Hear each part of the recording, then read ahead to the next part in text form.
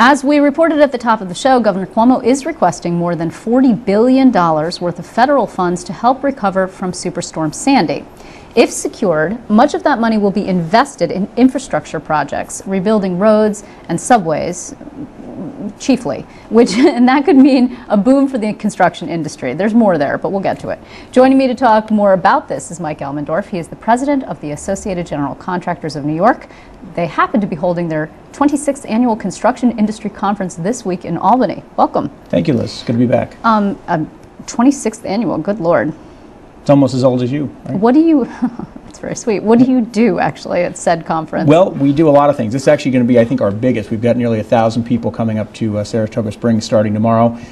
We have sessions, back-to-back concurrent sessions all day throughout tomorrow, Wednesday, and into Thursday, dealing with educational issues for the industry, dealing with a number of industry hot topics. We'll be talking about shale gas development. We'll be talking about scaffold law reform. We have educational sessions where some of our professionals can get professional development hours. Our board is meeting, so there's a lot going on. We present our Build New York Awards, which are named in honor of Jeff Zog, who you may remember was the former head of the General Building Contractors, one of our predecessor groups before the building contractors group and the highway contractors group merged into the AGC we have today. Do you have any fun? Oh, we have a lot of fun, of course. Have you met our members? We always have a great time. We get a lot of work done, but we have a lot of fun. It's a huge event. It's our biggest event of the year, and there's certainly a lot to talk about this year. Yeah, indeed. So let's first start with the Sandy ask that the governor's making. $9 billion of it is actually not to do with storm recovery. It's storm preparation. Right. There's some question as to whether he'll actually receive that money. I would expect that you are quite pleased as an organization with that ask, because you and I have been talking for over a year now about the sort of dire need for infrastructure investment all throughout the state, not just where Sandy was concerned.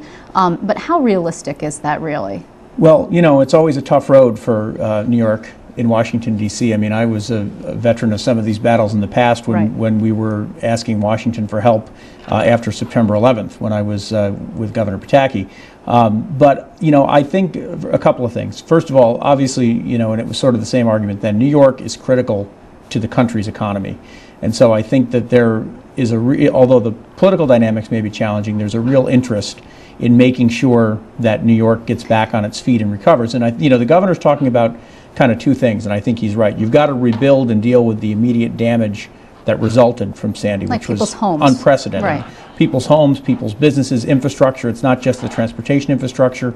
You've got building infrastructure, both public and private, that was devastated. Right. You've got environmental infrastructure that was very badly damaged. That gets forgotten. I mean, you drive around, you see a pothole, you see a bridge that doesn't look so great.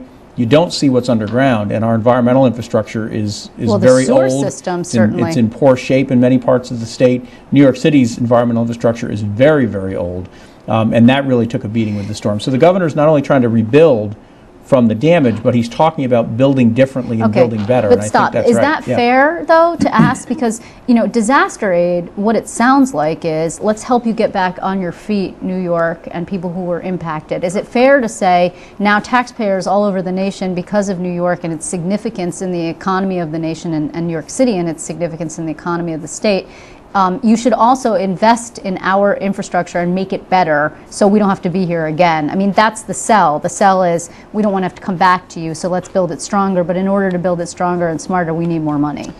Well, a couple of things. I mean, as it is now, the federal government already makes significant investments in infrastructure across the board. But not through federal disaster aid. Not through federal disaster aid, right. But when you have situations like this that are sort of bigger than your usual disaster, there's certainly a precedent for going to Congress, going to the administration, and asking for additional help.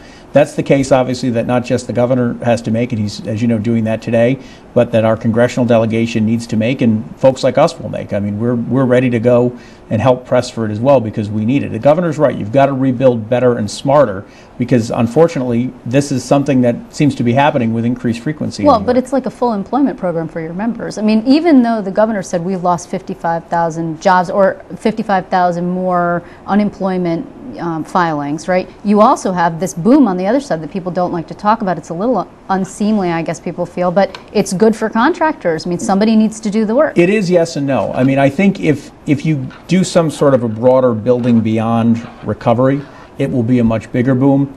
And certainly there is work that results from when you have natural disasters like this, because there are things that need to get fixed, or as some of the initial jobs that have gone out after Sandy, it's a lot of cleanup, debris removal, things like that. Right. But the flip side of it is you also have projects that get impacted negatively. You've got things that either public or private were in the pipeline that may get, the timelines may get pushed back, work that you thought you were going to do at a certain time may not be ready to go because of the economic impacts, or just scheduling of having to do something else you weren't anticipating.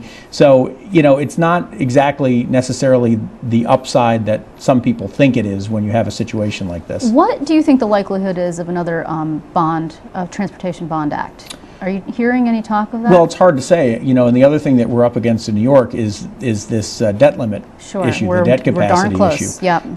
You know, clearly, I mean, look, the governor has made some really positive moves here. I mean, with New York Works and his focus on infrastructure, he certainly brought more of a focus on it than anyone has in recent memory, and has gotten behind some very significant projects and trying to improve how we deliver projects. And it's not just roads and bridges, it's everything, and that's very positive. But as positive as that is, and as much as there's been additional investment, as you know from our prior conversations and your reporting on this, it's really, it's a small down payment on the needs that are out there. So we've got to figure something out because the resources just aren't there. Well, that's what the authorities are for. Absolutely. I mean, isn't it? I mean, that's what they're for, floating bonds so the state doesn't hit its bond ceiling. I mean, and you know, not to put too fine a point on it, but you could do it that way. Backdoor borrowing, that's what it's called.